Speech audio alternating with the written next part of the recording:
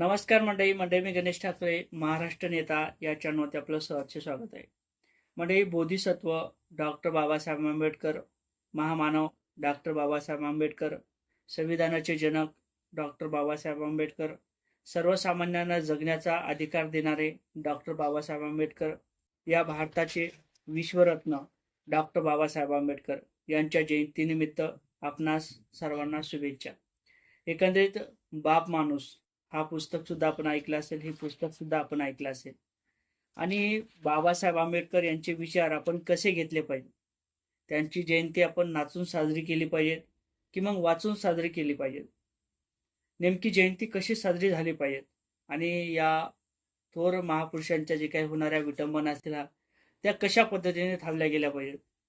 बाबासाहेब आंबेडकर असतील, भारतरत्न डॉक्टर बाबासाहेब आंबेडकर असतील, छत्रपती शिवाजी महाराज असतील, अण्णाभाऊ साठे असतील, हे जे काही महापुरुष होऊन गेलेले आहेत, याचा वारसा आपल्या भारताला मिळालेला आहे.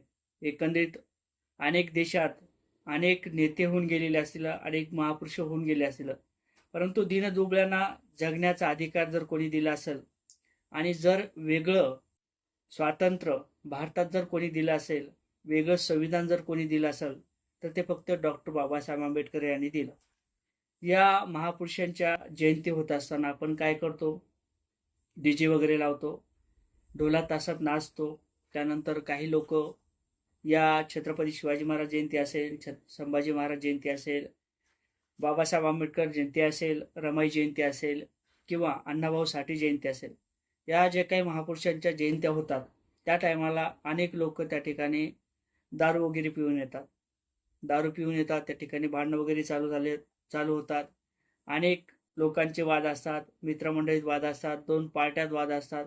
याच्यातून जातीवाद मोठ्या प्रमाणात निर्माण होतो. एकंदरीत छत्रपती शिवाजी महाराज यांची जरी जयंती आपण साजरी करत असेल तर तेच आपल्याला दृश्य पाहायला मिळते. या महापुरुषांचे विचार आणि या महापुरुषांनी जे काही भारतासाठी, आपल्या सर्वसामान्यांसाठी जे काही लढलेले आहेत, त्यांनी अभ्यास केलेला असेल, त्यांचा परिश्रम पाहिला असेल, रमाई यांच्या माध्यमातून डॉक्टर बाबासाहेब आंबेडकर यांचं शिक्षण पाहिलेलं असेल, यांचे त्याग पाहिलेले असेल, यांचा जो काही भारतासाठी असलेला त्याग असेल ते पाहिला असेल, संविधान पाहिलं असेल.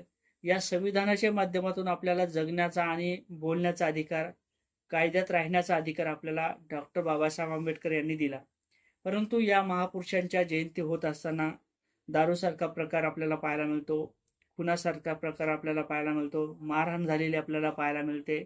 आणि त्यानंतर डॉक्टर बाबासाहेब आंबेडकर असतील किंवा छत्रपती शिवाजी महाराज असतील, यांच्या ज्यावेळेस आपण जयंत्या काढतो आणि त्यानंतर ते बॅनर वगैरे त्या ठिकाणी आपल्याला पाहायला मिळतात, अक्षरशः त्या बॅनरची विटंबना होते.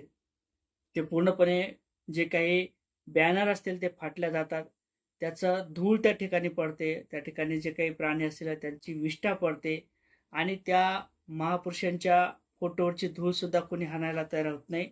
तर त्या महापुरुषांचे जे काही फोटो असतील ते सुद्धा, फाटलेले फोटो सुद्धा आपण काढायला, बाहेर काढून ठेवायला तयार होत नाही.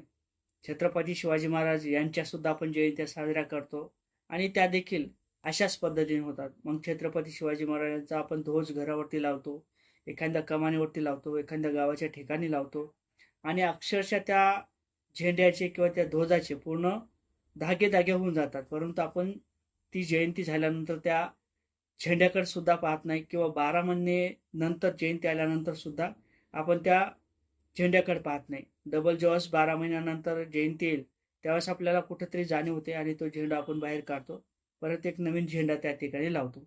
अशा महापुरुषांचे विचार विशेषतः आपल्या भारताला लाभलेले आहेत आणि या भारताचे जे काही इतिहास असेल तो आपण बघितला आहे. या महामानवाची आपण विटंबना होता कामा नये. जयंत्या काढत असताना आपण काळजी घेतली पाहिजे. जे काही लोक असतील दारुडे, त्यांना बाहेर काढलं पाहिजेत. या महामानवाचे विचार आपण घेतले पाहिजेत.